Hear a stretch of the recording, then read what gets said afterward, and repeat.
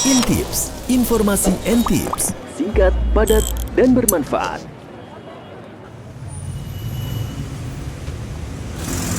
Setiap pasangan tentu mendambakan hadirnya buah hati sebagai pelengkap kebahagiaan rumah tangga.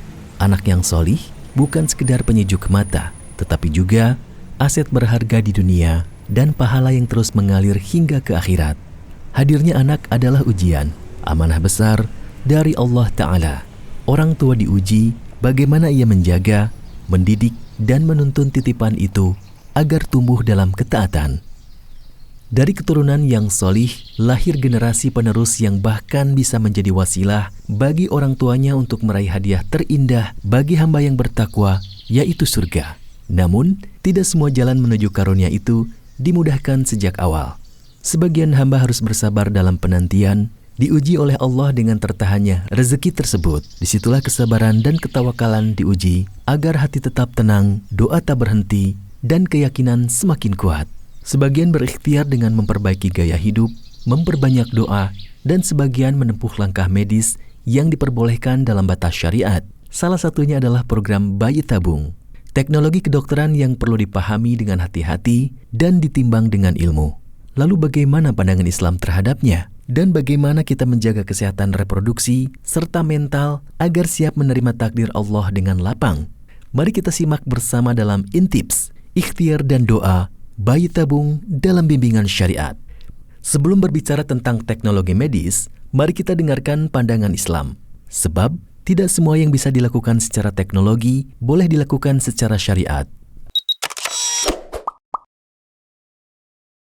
Tentunya saudaraku seiman, memperoleh keturunan dalam Islam adalah dengan cara yang dihalalkan oleh Allah Subhanahu wa Ta'ala, yaitu pernikahan yang sah antara seorang laki-laki dengan wanita dengan akad dan syarat-syaratnya tentunya.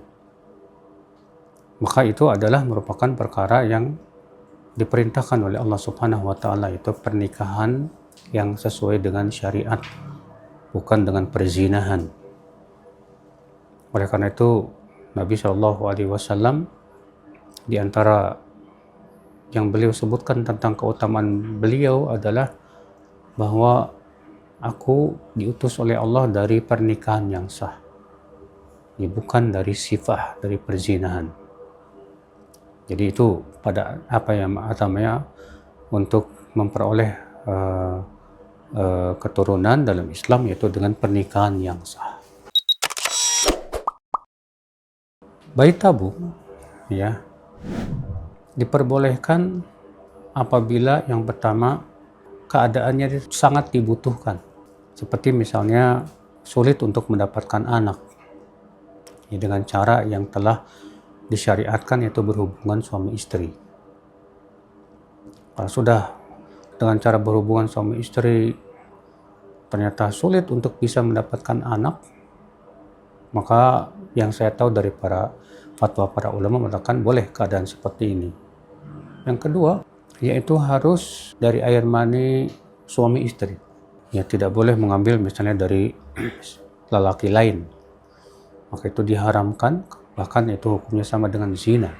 Kemudian yang ketiga, rahim yang akan disimpan padanya calon bayi tabung tersebut harus rahim istrinya.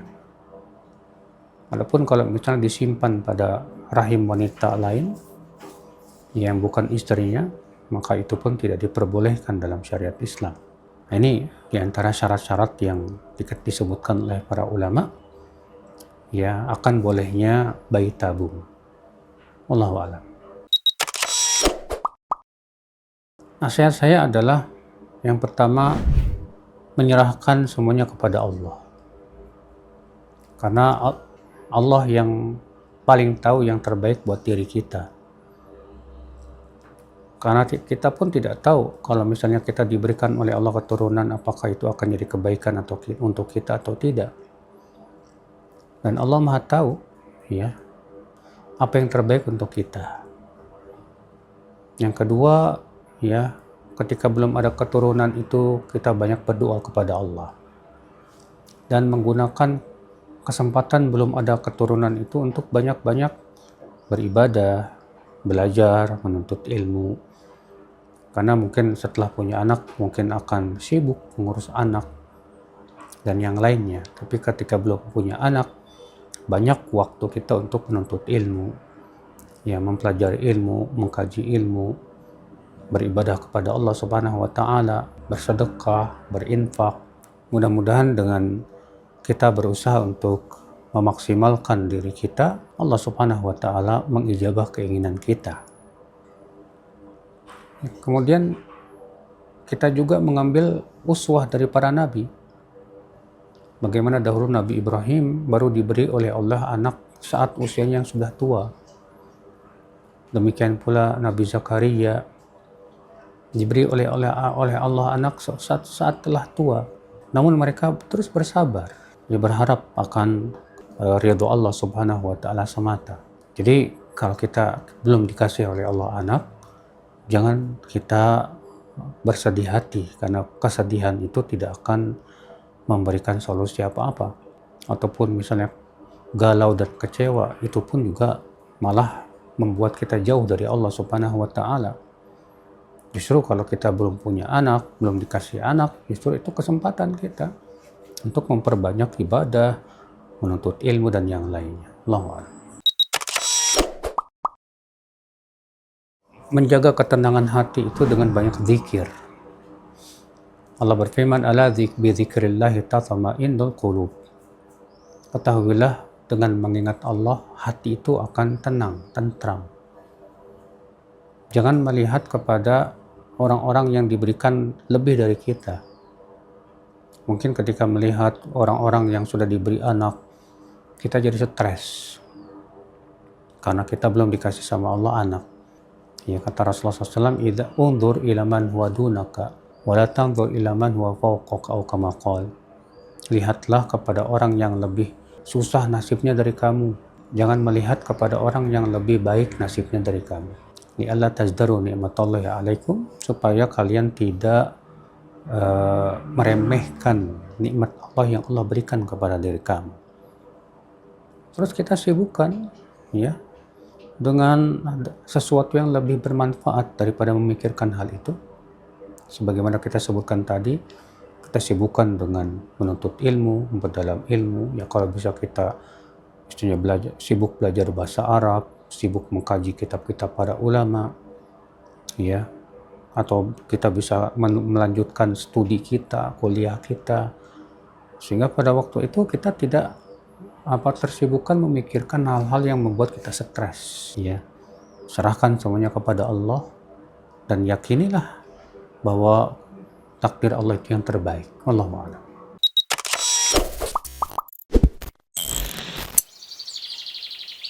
Dalam Islam, usaha memperoleh keturunan diperbolehkan selama tidak melanggar batas syariat. Namun lebih dari itu, Islam mengajarkan kesabaran dan keyakinan bahwa setiap takdir Allah adalah yang terbaik. Menjaga ketenangan hati, memperbaiki pola pikir, dan berserah diri adalah bagian dari ikhtiar yang tak kalah penting. Dalam penerapan teknologi, reproduksi berbantu seperti bayi tabung, pemerintah melalui Kementerian Kesehatan Republik Indonesia telah menetapkan aturan yang jelas. Program ini hanya diperbolehkan bagi pasangan suami istri yang sah secara hukum dan agama, menggunakan sperma dan ovum dari pasangan yang sama, serta dilakukan di fasilitas kesehatan yang memiliki izin resmi. Semua ini bertujuan agar ikhtiar mendapatkan keturunan tetap dalam koridor hukum negara dan syariat Islam. Program bayi tabung dan layanan kesehatan lain tentu membutuhkan fasilitas dan tenaga medis yang amanah. Rumah Sakit Nur Aidah hadir dengan visi Islami dan pelayanan yang penuh kasih. Adapun visi menjadikan Rumah Sakit Nur Aidah sebagai pilihan utama masyarakat dalam memecahkan atau mencarikan solusi kesehatan bagi masyarakat secara profesional, komprehensif, dan mengedepankan syariat Islam. Rumah Sakit Nur Aidah yang dimulai dari bulan Mei 2019 mempunyai layanan unggulan. Antara lain yang pertama eye center. Jadi pengobatan mata secara belum sempurna tapi mendekati. Karena itu kita sebut sebagai eye center. Kemudian sekarang sudah berjalan Center Bayi Tabung, IVF Center. Alhamdulillah dalam proses perizinan. Kemudian yang selanjutnya yang sudah mendapat izin dari Kemenkes, yaitu unit hemodialisa atau bahasa awamnya cuci darah bagi pasien-pasien yang memerlukan cuci darah untuk menjaga kesehatan dan kehidupannya. Kemudian ke depan berencana ya ingin membuat suatu center yang sangat diperlukan oleh masyarakat, yaitu center jantung sampai fasilitas cath lab itu ke depan dalam perencanaan. Rumah Sakit Nur Aida kelasnya kelas C plus ya. Kita beberapa konsultan ada di Rumah Sakit Nur Aida, konsultan kesuburan, fertilitas, endokrinologi reproduksi, ada 3 orang. Kemudian ada konsultan SPPD, konsultan ginjal dan hipertensi, memimpin unit hemodialisa, dan mungkin dikembangkan menjadi nefrologi center atau menerima rujukan biopsi ginjal untuk diagnostik dan lain sebagainya. Kemudian ke depan mungkin bertambah lagi konsultan penyakit dalamnya, yang sekarang ada 2 orang yang lagi dalam pendidikan.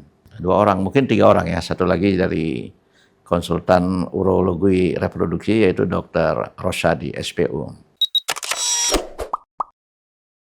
Jadi rumah sakit atau jajaran pimpinan rumah sakit, mulai dari direktur, meyakinkan bahwa apa yang kita lakukan harus berpedoman pada kaidah Islam, yaitu kita melakukan pendidikan kepada karyawan semuanya yang diampu oleh seorang ustadz dari Mahat Nur Aida atau lengkapnya Nur Aida Islamic Boarding School, yaitu Ustadz Munawar. Kemudian apa-apa yang menjadi nilai akhlakul karimah dari ajaran Rasulullah SAW itu dirinci, diterapkan sehari-hari, disampaikan kepada dokter, kepada perawat, asisten, para medis, dan sampai ke jajaran paling bawah, termasuk satpam dan OB, ya, office boy. Jadi dengan cara ini kita meyakinkan bahwa apa yang kita lakukan secara bertahap ya tentunya menuju ke sempurna. Memang belum sempurna, tapi kita menjaga untuk meyakinkan bahwa syariat Islam harus benar-benar diterapkan di rumah sakit kita. Para stakeholder atau pegawai yang ada di Rumah Sakit Nur Aida sebagian besar memerlukan kajian ilmu Islam sesuai dengan Al-Quran dan As-Sunnah ala fahmi salaf. Jadi dengan cara kajian yang rutin yang sudah kita lakukan sejak Rumah Sakit Nur Aida ini berdiri, alhamdulillah kita harapkan, kita yakinkan bahwa Rumah Sakit Nur Aida, walaupun nggak disebutkan Rumah Sakit Islam, karena melayani semua ya, tidak ada perbedaan, tidak ada pengkhususan, namun diterapkan syariat Islam. Cara-cara, tata kelola, akhlakul karimah, nilai-nilai Islam yang kita terapkan di rumah sakit. Dengan demikian kita sekalian ya katakanlah bermuamalah dan berdakwah. Ya, alhamdulillah masyarakat dapat memanfaatkan layanan-layanan yang kita berikan, dan alhamdulillah terjadi peningkatan jumlah kunjungan. 2 tahun sebelumnya itu kunjungan kurang lebih 11.000 pasien per tahun. 3 tahun kemudian sekarang ini sudah mencapai 34.000 per tahun jumlah kunjungan. Dan ini makin hari makin meningkat karena memang rumah sakit itu adalah kebutuhan masyarakat yang utama. Pertama, setiap pasien yang datang dengan berkeinginan ingin punya anak. Karena sudah lebih dari setahun, tidak punya anak. Dan memang per definisi kalau dalam 1 tahun tidak pernah hamil, itu definisinya menyebutkan ada satu keadaan penyakit. Memang bukan penyakit yang mengancam jiwa, tapi penyakit yang menghalangi kehamilannya. Tentu memberikan penjelasan secara rinci, secara profesional. Apa saja rincian penyakit itu yang ditemukan pada tiap pasien itu. dan apa solusinya. Secara ilmu, secara base evidence, itu 80% lebih bisa ditangani secara pengobatan biasa. Kemudian secara tindakan lebih khusus lagi, misalnya inseminasi, atau sisanya lagi kurang dari 10% diwajibkan atau keadaan pasangan itu mengharuskan menjalani program bayi tabung. Tapi ini sebagian kecil, ya. Tapi sebagian kecil ini karena populasi kita besar dan masalah ini cukup besar. Masyarakat yang sulit aksesnya ke Jakarta akan mudah dengan adanya center bayi tabung di Rumah Sakit Nur Aida. Harapan kami makin banyak manfaatnya kepada masyarakat. Sebagai contoh, klinik yang baru ini yang menjadi unggulan, center bayi tabung, ini adalah yang pertama di Kota Bogor. Dan mungkin pertama di Kabupaten Bogor juga belum ada. Sekitar Kota Bogor seperti Sukabumi, Cianjur juga belum ada. Jadi ini akan memudahkan masyarakat dalam mengakses hasrat ingin memiliki anak. Karena anak itu suatu keluarga tentu mendambakan anak. Tentu saja suatu amal ibadah juga dalam membesarkan anak, mendidik anak, dan kelak anak akan mendoakan orang tuanya. Demikian. Rumah Sakit Nur Aida berkomitmen menghadirkan pelayanan kesehatan yang islami, profesional, dan amanah. Setiap tindakan medis dilakukan mengikuti arahan pemerintah dan panduan syariat agar setiap ikhtiar menuju kesembuhan maupun keturunan tetap bernilai ibadah. Bagi Rumah Sakit Nur Aida, melayani berarti menjaga amanah, bukan sekedar sarana untuk berikhtiar, tetapi juga menenangkan hati pasien dengan nilai-nilai Islam. Di RS Nur Aida diadakan kajian rutin untuk khusus pegawai, yang di situ membahas terkait dengan akidah, terkait dengan fikih, kemudian terkait dengan adab dan akhlak. Setiap bulan Ramadan, RS Nur Aida bekerjasama dengan Nur Aida Islamic Boarding School ya mengadakan kegiatan atau kajian belajar membaca Al-Quran. Yang menyampaikan adalah asatidzah dan ustadzat dari Nur Aida Islamic Boarding School. Gitu. Alhamdulillah para pegawai di tengah kesibukannya, di tengah padatnya kegiatan, dapat menghadiri kegiatan kajian rutin diniyah di RS Nur Aida. Sempat juga kita membuat Zoom atau Instagram Live sehingga para pegawai yang tidak bisa hadir dapat mengikuti langsung gitu. Dan tentunya sangat bermanfaat sekali dan sangat berpengaruh sekali dengan karakter pegawai di RS Nur Aida. Sehingga pegawai di RS Nur Aida bisa menjadi pegawai yang amanah, ya, kemudian profesional, ya, islami, yang merupakan bagian dari nilai-nilai RS Nur Aida itu sendiri. Sangat berhubungan sekali tatkala pegawai mempunyai nilai-nilai keilmuan agama yang memadai, dapat memberikan nasihat, dapat memberikan dorongan, dapat memberikan akhlak yang baik, yang mulia dalam melayani para pasien. Sehingga dengan hal tersebut dapat mempengaruhi pasien untuk dapat sembuh di RS Nur Aida ini. Begitu. Dinamisasi di dalam perkembangan rumah sakit ya tentunya sangat cepat sekali, sehingga tantangan dalam menanamkan nilai-nilai agama Islam di dalam pelayanan, di dalam bagaimana mensikapi para pasien, ya, bagaimana terkait dengan terobosan-terobosan di dunia kesehatan, tentu tantangannya sangat besar sekali. Yang hal tersebut harus dilakukan upaya-upaya dengan pembinaan-pembinaan terus-menerus agar tidak menggeser dari nilai-nilai agama Islam yang merupakan bagian penting dari seorang pegawai tenaga kesehatan dan tenaga kedokteran di rumah sakit gitu. Harapan kami rumah sakit Nureda terus berkembang, terus maju sesuai dengan nilai-nilai agama Islam, sehingga dapat memberikan kemaslahatan kepada umat Islam dan masyarakat Indonesia secara umum. Program bayi tabung menjadi salah satu ikhtiar medis yang membantu pasangan suami istri memperoleh keturunan. Namun, bagaimana prosesnya dan apa yang perlu dipahami masyarakat?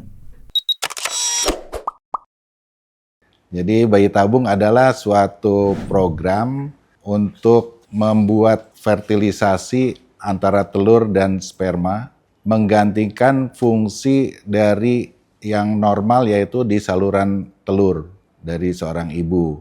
Nah, ini pertemuan atau fertilisasi ini dilakukannya di tabung yang disebut cawan Petri di laboratorium bayi tabung. Memasuki program bayi tabung ini tentu ada indikasinya, yaitu yang kesulitan terjadi secara alamiah pembuahannya, kita bantu untuk ditemukan sperma dan telur dengan menggunakan alat-alat laboratorium. Program bayi tabung ini sudah berlangsung beberapa dekade ya. Jadi hampir lebih dari 50 dekade. Perkembangan teknologi, baik alat-alat medisnya, laboratoriumnya, semua sekarang sudah otomatisasi. Dan kemudian juga teknologi motorik robotiknya juga sudah ada. Tentu kita mengacu kepada etik kedokteran, kemudian juga mengacu kepada fatwa-fatwa agama. Kalau di kita mayoritas agama Islam, kita mengikuti fatwa yang berlaku. Dan etika yang kita berlakukan dengan etika kedokteran dan aturan dari pemerintah. Misal contohnya, dia harus suami istri yang sah. Kemudian dibuktikan dengan kartu identitas, kemudian juga akta nikah, dan sebagainya, bahwa dia memang benar-benar suatu pasangan.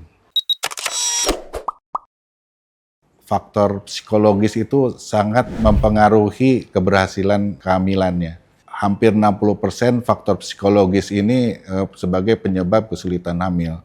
Dan betul-betul kita mencari indikasi apakah memerlukan program bayi tabung atau program yang lainnya sebelum dilakukan tindakan bayi tabung. Kita tentu harus periksa dulu faktor penyebab apa yang pasti bahwa ini merupakan suatu indikasi dengan program bayi tabung. Keberhasilannya tergantung usia ya. Yang pertama, usia kalau di bawah 35 tahun keberhasilan bisa sampai 60%. Dan untuk kalau di atas 35 tahun keberhasilan antara 20 sampai 40%.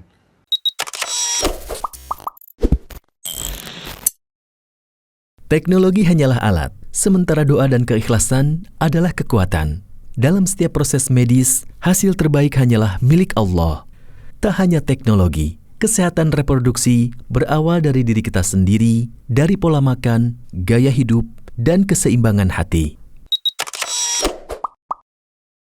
Jadi ada 3 hal yang membuat kesehatan reproduksi. Pertama, faktor psikis atau mental.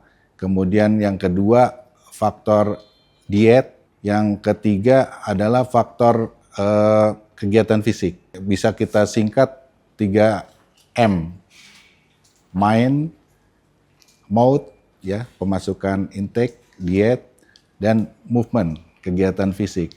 Nah, ini kegiatan makanan dan kegiatan fisik ini adalah dari faktor lingkungan. Itu lingkungan sekarang ini sangat berpengaruh sekali. Transportasi, kegiatan semua dibantu dengan alat-alat bantu. Jarang kita berjalan kaki. Kemudian diet, sekarang jajanan di mana-mana. Kemudian fast food banyak. Nah, itu yang membuat metabolisme kita akan terganggu. Dan perubahan ini berpengaruh terhadap genetik. Nanti genetik ini bisa diturunkan ke generasi-generasi berikutnya. Jadi kita ini hasil dari diet-diet yang orang-orang tua kita sebelumnya. Di mana perkembangan Indonesia saat ini kan dietnya tidak seimbang, lebih banyak karbohidrat, kemudian gula juga, semua minuman, makanan banyak mengandung gula. Dahulu kegiatan fisik 1 kilo kita jalan, kalau sekarang 1 kilo ada transportasi. Ke warung aja harus pakai motor gitu. Ya tentu harus baik makronutrien maupun mikronutrien ya. Karbohidrat, protein, lemak, kolesterol, sayur-sayuran, buah-buahan, kemudian vitamin-vitamin yang bisa diekstrak dari tumbuh-tumbuhan. Kita bisa konsultasi juga dengan ahli gizi, kebutuhan kita hariannya tentu tiap orang akan berbeda, sesuai dengan tinggi badan dan berat badannya. Merokok ini adalah faktor lingkungan ya, banyak oksidan yang membuat inflamasi di dalam tubuh, ya bisa membuat dinding-dinding sel rusak, itu di seluruh tubuh, terutama di pembuluh-pembuluh darah. Nah ini bisa membuat penumpukan lemak di jaringan-jaringan yang rusak ini. Tentu akan menyumbat jantung, menyumbat ginjal, kemudian menyumbat pembuluh-pembuluh darah harus di otak. Untuk kesuburan malah dia aliran darah ke saluran reproduksi itu akan terganggu juga. Dan zat-zat toksik yang terkandung di rokok dan makanan yang mengganggu produksi dari sperma, motilitasnya, dan mengganggu ke genetiknya. Banyak hal-hal yang sperma terjadi fragmentasi dari DNA-nya. Jadi gen-gennya bisa berubah.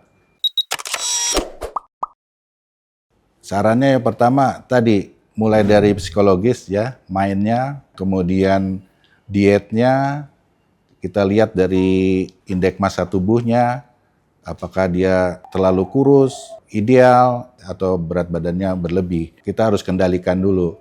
Kalau kurus, diet kita cek apakah faktor nutrisinya ada kekurangan atau defisit. Kemudian kalau kelebihan kita turunkan. Apakah gangguannya genetik atau gangguannya karena pola makannya yang tidak baik, seperti misalnya ada intoleransi glukosa atau resistensi insulin dan sebagainya.